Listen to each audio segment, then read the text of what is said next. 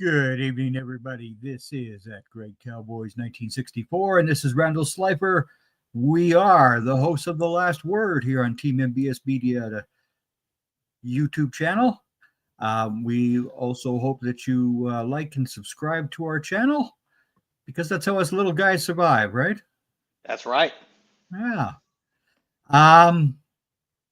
The SEC, of course, had their Cupcake week this week, so I didn't give out too many SEC scores today, but Yeah. okay. Texas A&M 48, Samford nothing.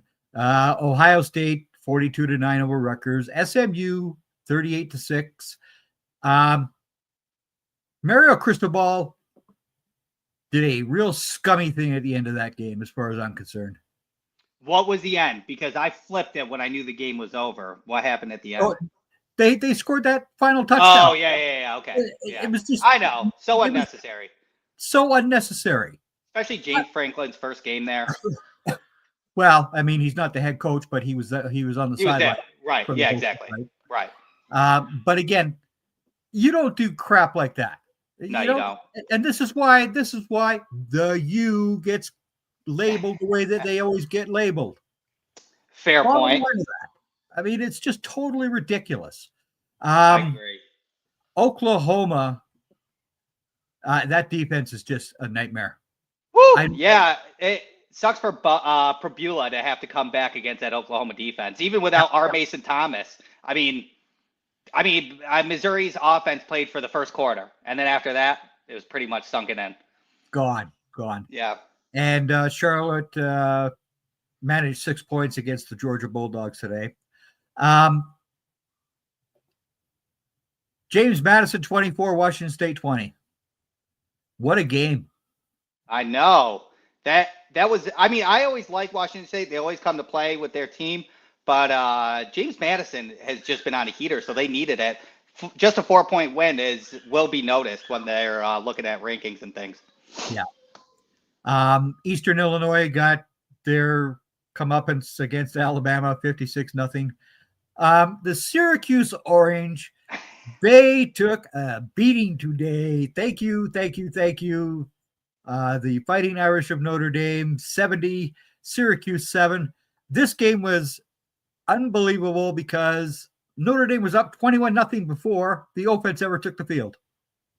That is, I wonder what the record is. Do you know what that could be, to be honest with you? That's got to be the record, right? That's the record. Yeah. That should be statistically impossible. Yeah. But 2 pick sixes. It was just, and the young Syracuse quarterback was just I don't care if Angeli had been there today either. The way that Notre Dame defense was playing, this was going to happen. They were going to pound the Orange. Yeah, 100%. Now, my question is obviously, Syracuse is on the down. Fran Brown still want to come to Arkansas. We got about a week until we figure that out. But Notre Dame obviously has an easier schedule past their 2 losses. So do you think that they will be prepared and ready to go coming into the playoffs? I personally do believe it because their offense or their defense is really starting to click. And I think that was the most important thing for you guys was your defense going on all cylinders as it was not previously in the first 2 losses. So I would say yes. In the first loss, that was 27.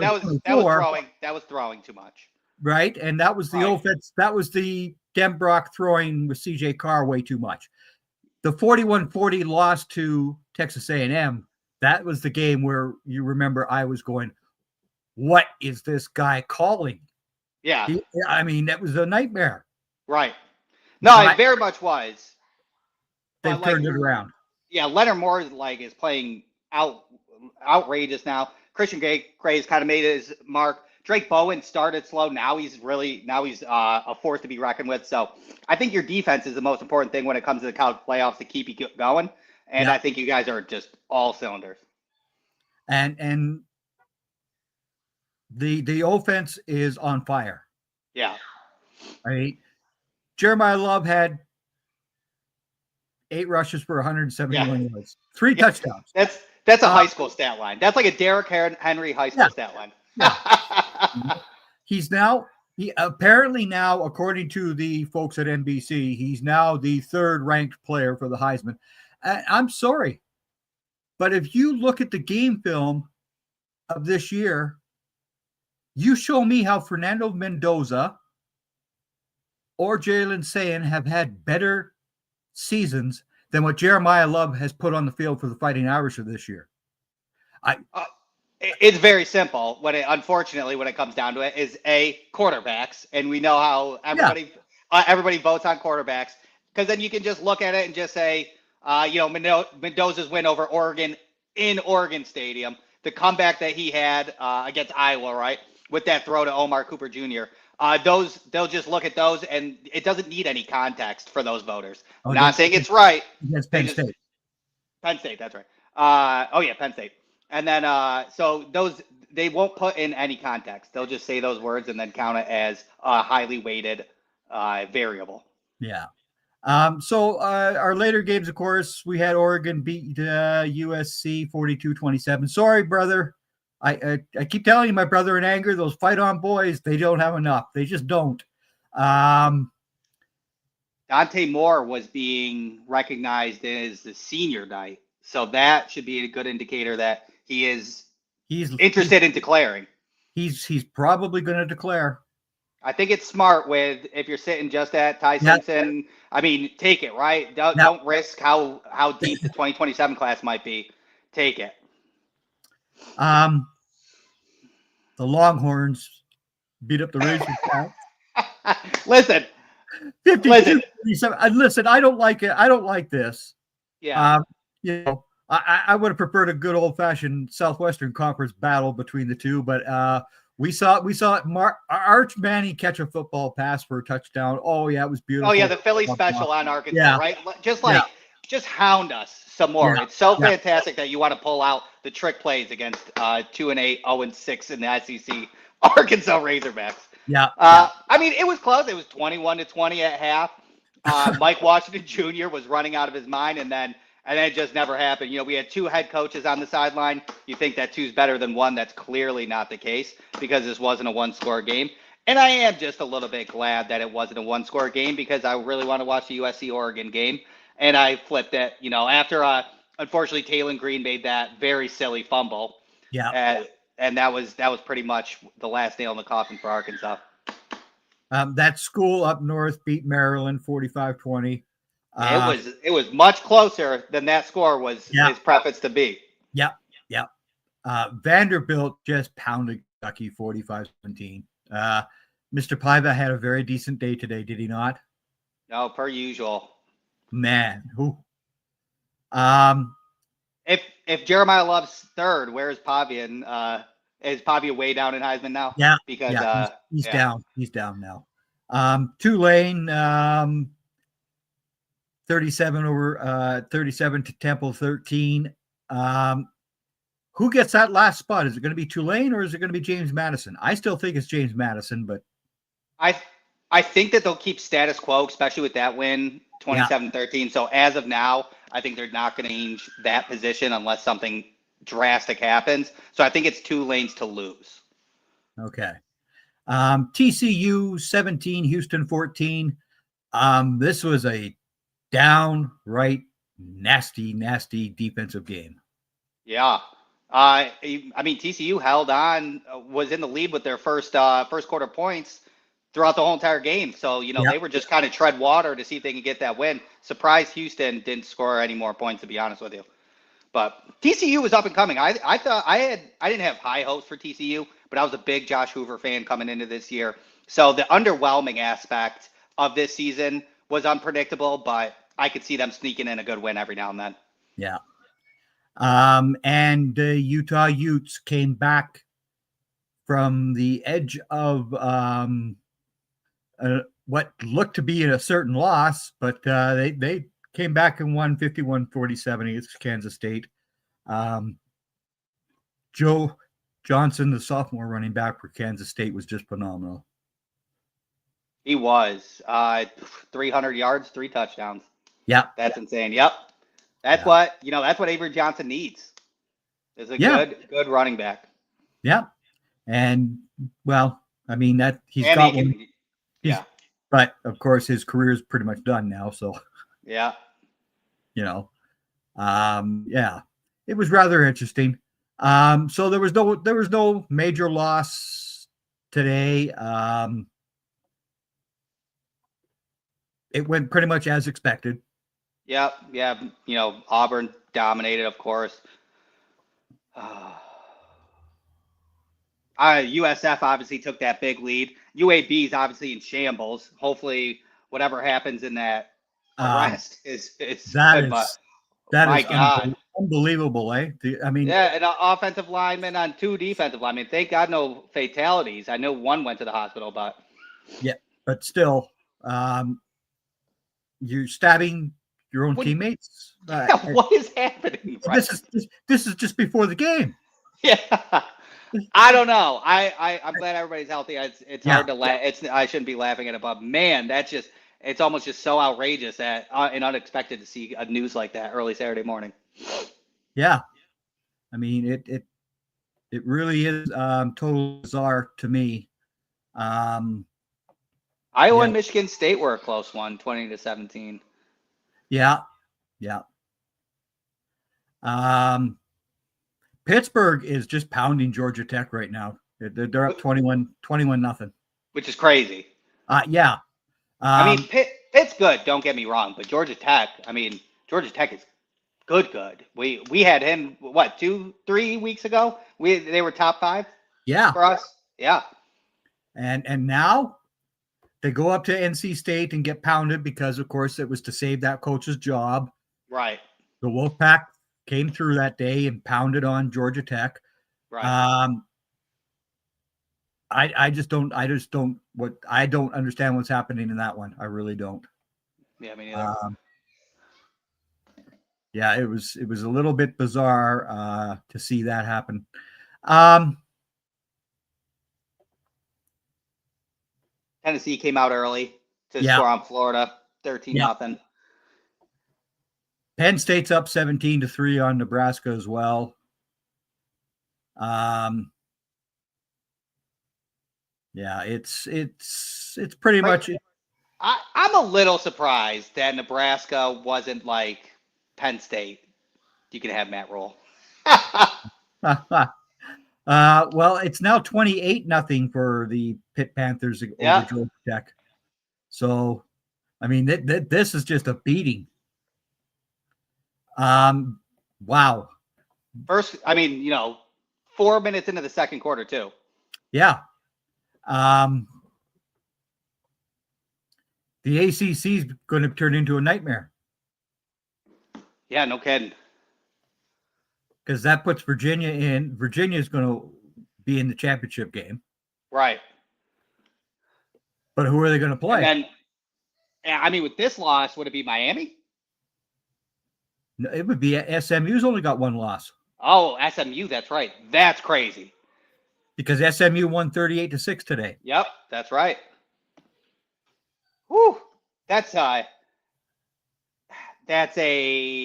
ACC matchup that the ACC committee is not happy about. Not if Georgia Tech loses today. I mean, right, what in the world is going on there? man. So Let's see.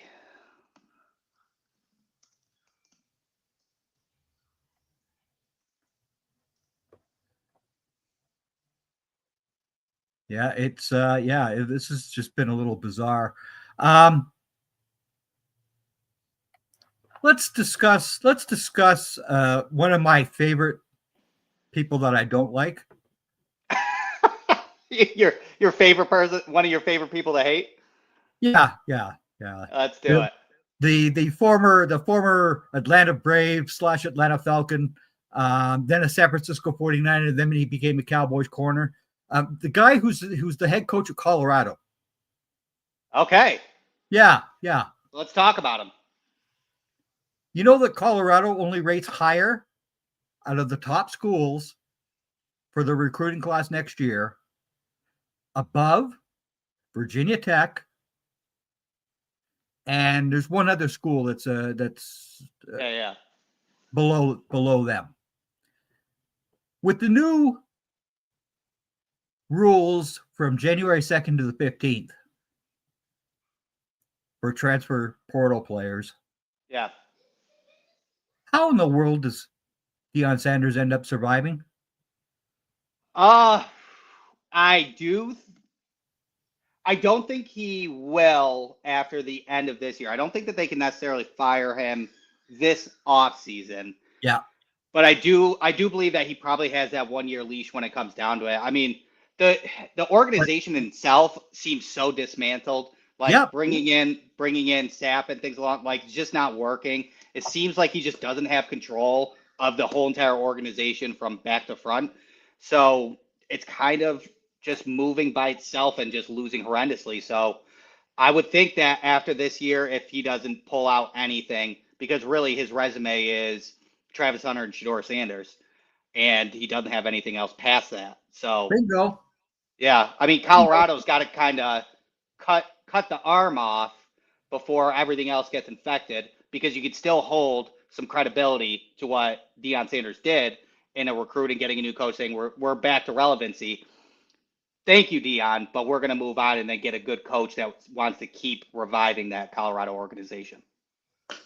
And that's the bottom line of it for me. Right. He doesn't need this gig. He doesn't need No, it. he really doesn't. No. And neither does Sapp or all these other pros that he's got coming up there to coach these young men and all that. That's a bunch of BS. All these ex-NFL guys coming up and trying to coach these college kids without having any high school experience or assistant coaching experience at a different college beforehand. That just does not work. It's a show. It's a Yep. show, right? Yep. Like, yep, that's all it is. It's a song and dance saying that it's the whole thing. It's the whole thing along the lines of only football players should talk about football, right? Like analyze football. Yeah. Like it's that same thing. Like that.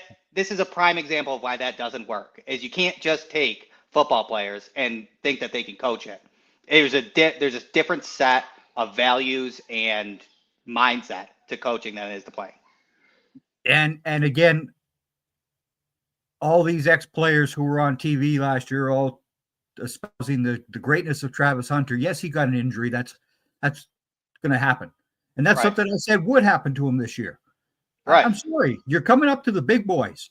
This is not that Big 12 conference where the soft defense is going to be out in that field. These are men who are going to hit you and hit you often. Yep. And you're going to get punished. Boom. That's what happened. I agree. You know? And again, that's where I get annoyed with these networks who always tell us that this is the next great player and blah, da, da, da, da, da, da. I'm sorry. Who did I say was going to be the best receiver in the NFL as a rookie this year? Mecca Egbuka. Bingo. It was it was in the cards. It was in everybody's face. I was with you, so I'm allowed to talk about it. That's right. I was with you on it. Yeah.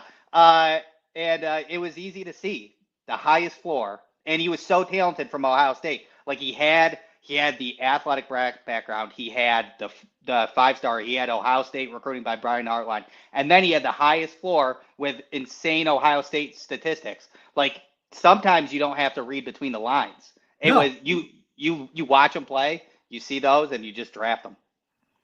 And Tampa Bay Buccaneers have been very fortunate to have Egbuka because, of course, Evans went down with this dislocation. Right. And Godwin, of course, has been suffering for 2 years now with injuries. Yep. Hello. I mean, that was just a beautiful pick by the Buccaneers. It was. And whoever is going to pick Elijah Surratt, that is, I'm not saying that Emeka Egbuka is, they're different styles, no doubt, but he has the highest floor, and he will be the wide receiver next year that walks into a locker room and understand what's going on and ready on day one. Bingo. Yeah, you are in complete agreement yet again. I don't understand how this happens with the two of us always agreeing like this. I don't understand that. I don't know. I think in wide receivers it might be like a nasty whip route. The great Bill Sparks, right? His edge, the way he scouts edges is if they have a spin move, he gets bumped up. Yeah, If I see a nasty whip route from a college wide receiver, that is something that like clicks in my head. I'm like, you might have it, and then I watch more. yeah, yeah. But again, it's it's it's going to be an interesting draft season. You It know. will. Yeah, especially because again, quarterbacks aren't highlighted. You got Jeremiah Love probably as a first round running back. That's it. And the edge class is a little shaky. So Yeah. the offensive line class is not that great. So it's like, uh, This is you the know, year. This is the year. This is the year to look at the linebacker position, kids. This is the that's right. season to look at filling in those gaps. Um, Yes. and it's not just Arvell Reese and Sonny Styles at Ohio State either. This is all over the country. The linebacking cores are very, very good. It is, and couldn't come at like such a good time too, because for a while when it was just too high shell in the early 2020s, it was they devalued linebackers, Yep. and now it's flipping, and now linebackers are so valuable. Buffalo Bills are seeing it right now because they did not Bingo. value linebackers this year, and that is why we're losing, without a doubt. The defensive line injuries and then linebacker play is why their defense is so bad. But now it's valued, and it's coming at the perfect time. Bunch of Yeah. 240 pounders too, which is great. Get those Yeah. big hitters in there. Oh yeah. Yeah. Yeah. Exactly. And the safety position is also another deep position this year. Oh my goodness, what should I do? Because I'm an NFL guy, I'm an NFL GM, and my job is on the line. So if I don't draft this offensive lineman, no, no, no. You take the best player available on the board. That's the and way you do this. and what is probably the second most position that's coming back and starting to gain more value? Free safety. Being Bingo. able to being able to cover one, be by yourself in an open field, and the high IQ in that. I know that as you being a previous safety, Oh smarts is the yeah. name. Smarts and IQ is the name of the game. And Yep. now we're getting that resurgence again. It's the way football should be played. Well, yes. Yeah. It needs to it people need to understand that defenses win championships. If you look last year, Ohio State's defense was so good. And Ohio and State's defense is very good again this year, right? making Sayin play leading the whole entire time, which makes him not saying that Julian Sayin is a bad quarterback, but being able to play ahead the whole entire season plays Yeah. a factor, and Oh, that's on the defense. it's a huge factor. Right. Again, well, we'll discuss what's going to happen next week shortly here. Let's go to the other coach on the hot seat, Lane Kiffin. Did you see the guys on X today saying that he's got a $90 million deal all ready to go? Da da da. It's 25 million in cash for his team. Stop reading that nonsense because there's nothing official. There's nothing going to be official until Saturday of next week. Right. Right. So everybody can have their speculation and all this other nonsense. And oh yeah, yesterday it was all about his daughter, Landry. Okay, yeah, she's a beautiful young lady. I don't care who she's dating. If the guy plays for for the LSU Tigers or whatever, that stuff is just BS to me. 100%. No way would Lane Kiffin make that move, especially because first of all, Whit Weeks is going in the draft, so he's out of LSU. Yeah. So irrelevant at that point. But I agree. I mean, because even what it said, it was like LSU has like the governor approved offer. It's like, okay, well, all that means to me is that somebody leaked some operational person in LSU saying, yeah, we're going to, if he wants to come to LSU, this is the money that we could offer him. Like, it's so baseless that it means basically nothing because Lane Kiffin has said nothing about it. That's right. That's right. Right. But again, with the new transfer portal rules, I still think that these students who are attending Ole Miss would want their head coach to remain for this season. Absolutely. Don't you agree? Yeah, absolutely. So What? The system's a travesty. Yeah. Yeah. This entire system absolutely is BS. Right. Like they could win a championship. They could. Yeah. Not saying they will, but they are in the running to win a championship. Like that is insane to have this conversation with. I mean, even with somebody just like Lane Kiffin, it's just like because he's media loved because everybody loves his personality sort of thing. And so then everybody's just jumping on it, and it's definitely just not fair to Ole Miss. No. And again, if they are going for this championship this year without Lane Kiffin, that makes no sense. It's not going to happen. They wouldn't. I mean, I couldn't see a group full of kids being able to play for a championship under. I mean, maybe it's depending on an interim coach and stuff like that, but I don't know. It's just too big of a shakeup in my head. Well, they were Desmond Howard this morning was discussing the '89 Michigan Wolverine basketball team, where Steve Fisher became the head coach, right? Because the previous guy had gotten a different gig, and old Bo Schembechler says, "No, this team is going to be led by a Michigan blah blah blah whatever." Bo, I'm sorry, I just can't stomach that man. But anyhow, and of course the Michigan Wolverines went on to win the national championship. That's totally different. That's basketball. 100%, right? You have 15 players. This is 120 men. Right. Couldn't agree more. Couldn't agree more. And these guys have made a commitment to Lane Kiffin. Lane Kiffin also made a commitment to them. 100%. So if he's not allowed to finish the season as the head coach, I just don't buy that. I don't either. I don't think he's staying in Ole Miss, to be honest. If I had to guess, I don't think he would be, but I don't think it's fair in the slightest bit. Yeah.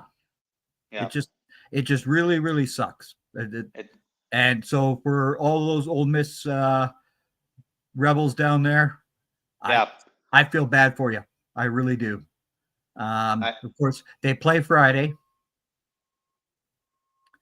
against Mississippi State. So we'll see what happens after that game. Georgia Tech and Georgia plays Friday as well. I got to say Georgia right now. Yeah, right, 100% at that point. This whole Pitt mess is just a nightmare to see. No kidding. They just got one on the board, so they got 6 points. But if they get one more, if I'm not mistaken, it's midway through the second. Yeah, it's 4:45 left in the second, 28-7 now. Yeah. Georgia Tech does have the football though. Right. Pitt's got the ball now. Yeah, they just scored. Pitt's got the ball. If they can get the ball back, and make it 28-14, that's a different story. I mean, Texas A&M had the crazy comeback. Mind you, that was South Carolina. I mean, Pitt, Georgia Tech, kind of in a similar boat in that stature. So you never know. Yeah, it's just that the 28 points for Pitt after watching the destruction that they went through last week. I know. Wow. Okay. But again, their head coach did say last week they could lose that game 100-0 and it wouldn't matter as long as they were ready for this one and their next game, because that means the ACC championship. Yep. So, following suit, he's not lying for this start. Yep. Let's see. So next Friday night as well, the Aggies come to the Longhorns. What do you have of that one? I mean, the Texas A&M, the South Carolina game showed in that first half some certain flaws in Marcel Reed. Marcel Reed's a great college quarterback. I don't know if he's an NFL quarterback, in my personal opinion. So those flaws came out. I don't think that they will come out against Texas on Friday. I think that Texas A&M's defensive line is going to destroy Texas's offensive line, and I think that's going to be the name of the game. Yeah. And Coach Corso, of course, will be watching the Indiana Hoosiers because it's anybody but Purdue. Yeah. If you remember, he never picked Purdue, right? Nope, Yeah. anybody but Purdue. Mhm. Yeah, that'll be an interesting game. And then, of course, next Saturday at noon from the Big House, the Ohio State Buckeyes play that team up north. I just don't see Michigan having enough to stop Ohio State this year. Nope, I do not either. I think that Michigan needs another year before they actually speak into real relevancy. I mean, they are 18th ranked, but I just don't think that they are deserving overall of that 18th rank. I think they're flawed in themselves. And Ohio State didn't have their top two wide receivers today, and they decided, okay, well that's fine. We have Brandon Innes and Max Clare, and they used him just fine. Clare had 147, and has caught a touchdown. So now when they'll be full steam against Michigan, I just don't even see it be close. And again, all the rest of these games have TBA beside them right now, except for Vanderbilt and Tennessee. That'll be at the 3:30 Eastern time start.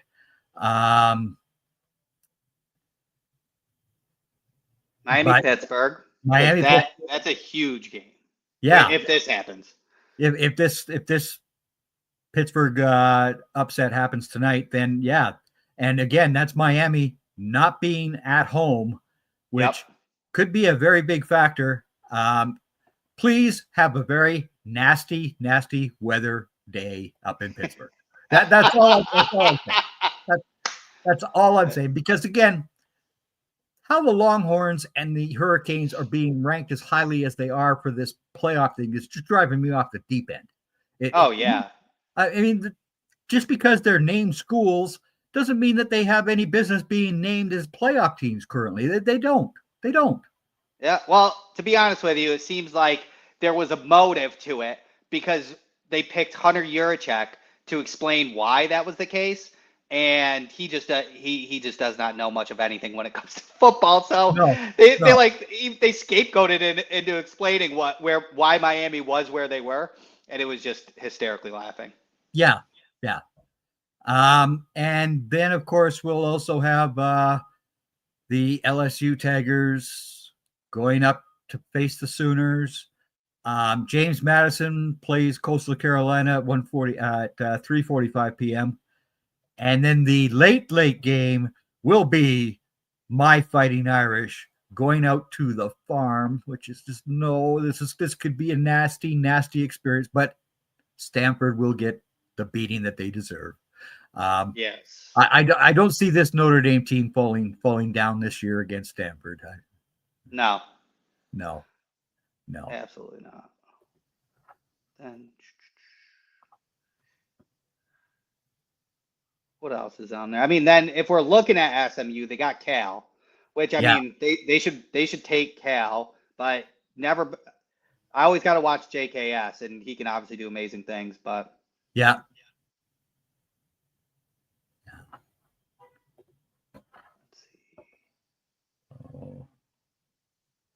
Virginia Tech. Yeah. All right. Let's take a quick commercial break here. Enjoy 40% off site-wide. Vitable takes the guesswork out of feeling good. Get your own personalized daily vitamin pack safely delivered to your doorstep every month. Take their online quiz to find out which vitamins and minerals can support your personal needs based on your own diet and lifestyle. Hashtag only what you need, nothing that you don't. All vitamins are manufactured in Australia at the highest quality standard.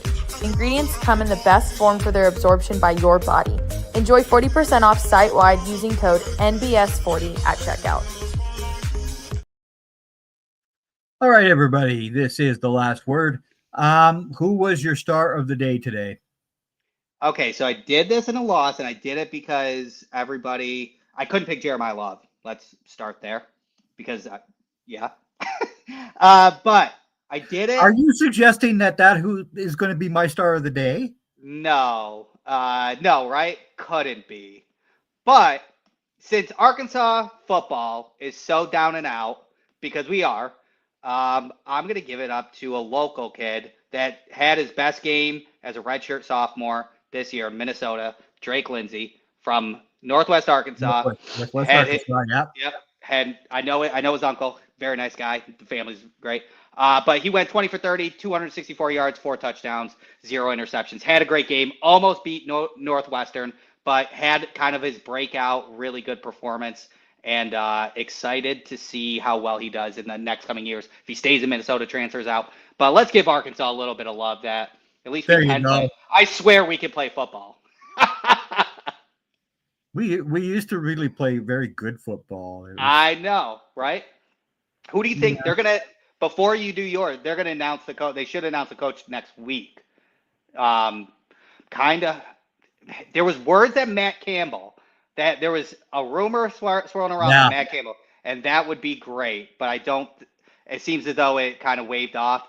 I think Golesh is the front runner, which I would love if that's the case. Or the defensive coordinator from Alabama, I think, are my top 2 choices. But anyways. Golesh is my choice. For sure. Okay, go ahead.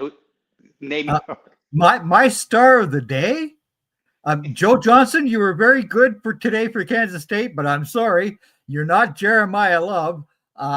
Jeremiah. I mean, the guy was just phenomenal. Yeah. He busts out for a 68-yard run. He just goes. Yep. And he has so much power. When somebody tries to tackle this guy, it's not easy. Oh yeah. He is a powerhouse. And he stays it like he had over 20 yards per carry is video game numbers. But even like his breakaways, 3 or 4 guys are chasing him, like close to him, and he's still able to keep pace and hit those touchdowns. It's just NFL quality. He has 20 total touchdowns this year, by the way, which is number 1 in the FBS. Gee,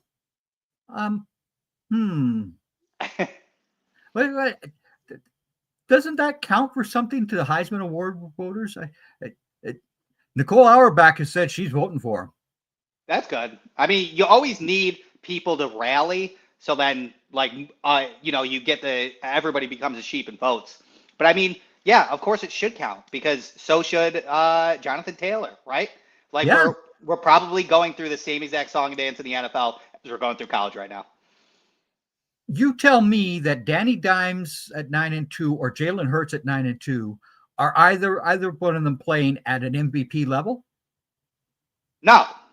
Jonathan Taylor is. Yeah, and Jeremiah Love has been the best player in college football that can win the Heisman. The Colts would be in shambles right now if it wasn't for Jonathan Taylor overall. Their defense is good, don't get me wrong. Yeah. But if Daniel Jones didn't have Jonathan Taylor, then they would have had Anthony Richardson and Daniel Jones as quarterbacks, and both would have been busts. And then the Colts would be looked a lot differently as a restart rebuild. Yep. And that's the bottom line of all this. 100%. So again, Notre Dame has a young quarterback that is really, really prospering with Jeremiah Love and Jadarian Price. Yep. And Minchie and Buckner even got in on the last play of the game. he took the knee on the last play. So they used every quarterback on their roster today as well. That's pretty cool. Yeah. It was a beautiful thing for me anyway to see. And of course putting up 70 points. The leprechaun was going up and down a whole lot. Wow. Yeah. If anybody was at a bar doing a shot for a touchdown, those people are floored. Yeah, they definitely are. And then of course next week, of course, is Thanksgiving weekend. Again, we talked about the Friday night games, the next Saturday games as well, which are all TBA for the most part. Then and that's going to be our last program. Is it? Yeah. Oh snap! We're not going to gather for some playoff talk, maybe do like a preview. we will do a preview show for the playoff. Okay, cool. Yeah. But the last words for the 8 p.m. hour on Saturday nights, that'll be it. And of course, you'll also be able to catch us live after the playoff game that ends the night. We're not going to be on while the games are going on. We're going to wait until the end of the night. Randall and I will be back on. Boom, boom, boom. We'll discuss what's happened. We'll go into your next games and we'll do it that way this year. Perfect. But yeah, it's been an interesting season. It's been an interesting season to say the least when it comes down to it.